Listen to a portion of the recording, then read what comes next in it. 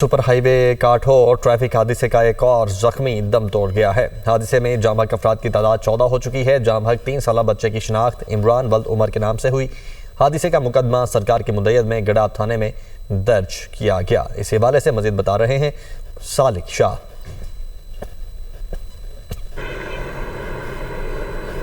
हाँ जी बिल्कुल, इस अफसोसनाक वाक़े का मुकदमा आज दर्ज किया गया है। सरकारी मुद्दत इस वाक़े का मुकदमा दर्ज किया गया। मुकदमे में ये बताया गया है कि हादसा ऑयल टैंकर की जो ड्राइवर उसकी गफलत लापरवाही के नतीजे में पेश आया, जिसने मुखालिफ सिम से रॉन्ग वे पर आने वाली हाईलेक्स गाड़ी उसके अलावा बस को जो है उसने रौंदा है, जिसका वाज़ेह है कि इस हादसे में जो तेज़ रफ्तार ऑयल टैंकर था उसका ब्रेक फेल होने के नतीजे में वो अंसारी पुल कर जो मुखालिफ सिम से रॉन्ग वे से आने वाली जो गाड़ियाँ थी उस पर वो उलट गया था। अगर मेरे कैमरे में अगर आपको दिखा सकें, मैं उसी मुकाम पर मौजूद हूँ। यहाँ पर अभी भी वहाँ पर आपको यहाँ पर तबाह हाली का आपको बाकियात यहाँ पर नज़र आ रही होंगी। यहाँ पर अगर जा बजा यहाँ पर गाड़ियों के टूटे हुए पार्ट्स और इंसानी आज़ा के कुछ गोश्त के लोथड़े भी यहाँ पर मौजूद हैं। जहाँ पर गुज़श्ता रात को जो टैंकर की टक्कर से तबाह होने वाली जो गाड़ियाँ हैं वो भी यहाँ पर अभी उनकी मेंटेनेंस का काम किया जा रहा है। दूसरी जानिब अगर इस हादसे की बात करें तो मजबूत तौर पर इस हादसे में 13 अफराद जाँ बहक हुए। एक बच्चा इसकी अब से थोड़ी देर पहले हलाकत वाक़या हुई है कराची के बाज़ अस्पताल में, जिसकी शनाख्त इमरान के नाम से हुई है। इस अलमनाक हादसे के वजह से ये बताया जा रहा है कि हादसे के मुतासर जो अफराद थे